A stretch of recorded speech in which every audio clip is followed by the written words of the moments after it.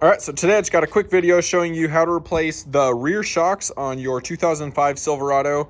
Mine is a 4-wheel drive, and this should work on anything from 99 to 06, I believe it is. And as you can see, mine are looking pretty rough, so they are ready to be swapped out. And this is gonna be a super easy and quick swap. So first up, we just gotta get this old one taken out. So what we're gonna do first is get this bottom side taken out. So we have a 21mm bolt with a 21mm nut on this side. So we're gonna go ahead and pull that off, and then once we pull that off, we're gonna go up to the top here, and we got another 21mm bolt and another 21mm nut. And I live in Arizona, so my stuff isn't all rusted, but if you got your stuff all rusted out, you might wanna throw some PB Blaster on here or WD-40 just to help break through the rust. And if you do have a breaker bar, you might wanna use it. That'll just make it a little bit easier, but we're gonna go ahead and get these pulled off.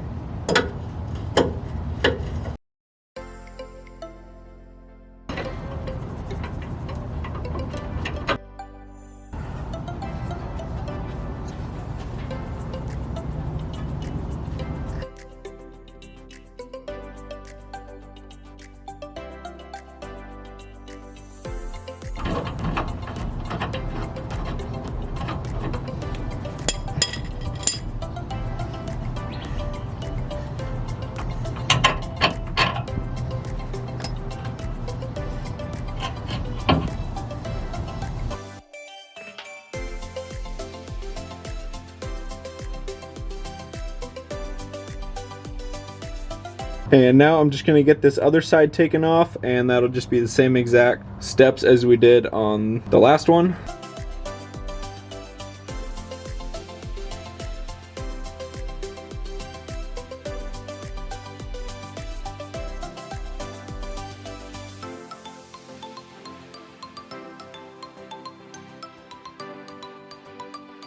All right, so the one on the other side wasn't any better than the first one, but now we can go ahead and get the new ones put on. So I just got my new ones from Rough Country. They are the N3s, and I can go ahead and link them in the description. And we're just gonna kind of do these in reverse of how we took off the first ones. So we'll go ahead and put the top in first, and then once we get that in, we're gonna have to get the bottom in. And as far as I know, these do not have a top or bottom, so you can put them in however you'd like to. I'm gonna put the bigger part on the bottom, and I'll go ahead and cut these before I start installing them, just so that I don't have to cut them while they're on. So I'm gonna get this cut, then we'll go ahead, get the top put in, and then after that, we will worry about getting the bottom put in.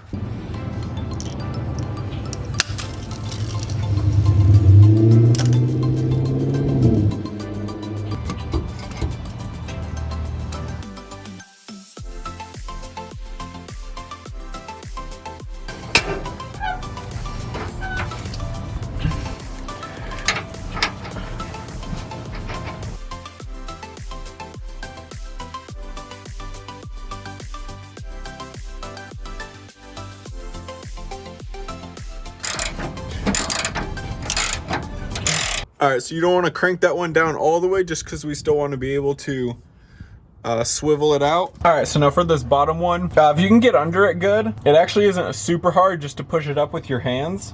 You might need someone to put the bolt in once it's in place, but if you can't get it up with just your hands, then if you got a jack, just put a jack under it, and then you'll just want to push it out, get it as close to lined up with the hole as you can, and then you'll just want to jack it up.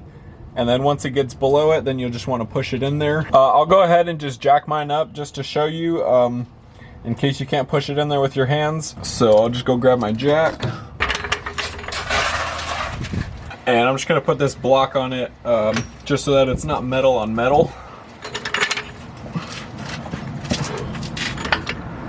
You might have to push up on it a little bit anyways, just to get it up onto the jack, but that shouldn't be too hard.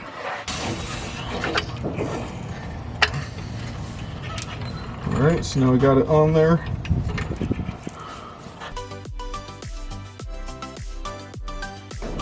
And we're just gonna do our best to hold it in place so that it'll be lined up.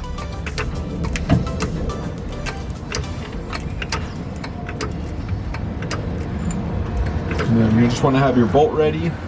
And like I said, if you have someone to help you, that'll make it easier so that when the bolt gets lined up, you can get it in there right away.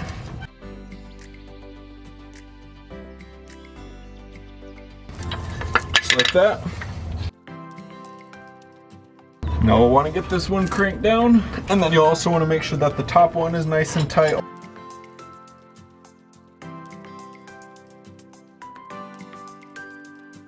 All right, so that's it for getting them put back in. So I'm just gonna go ahead and get this other one put on and we'll be good to go.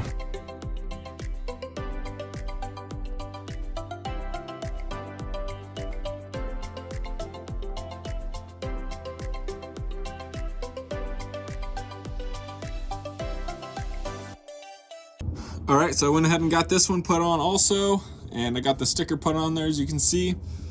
And on this one, I actually did have to tap on this top piece with a hammer just a little bit just to get this to fit in, but that was all I had to do. Other than that, it went smooth.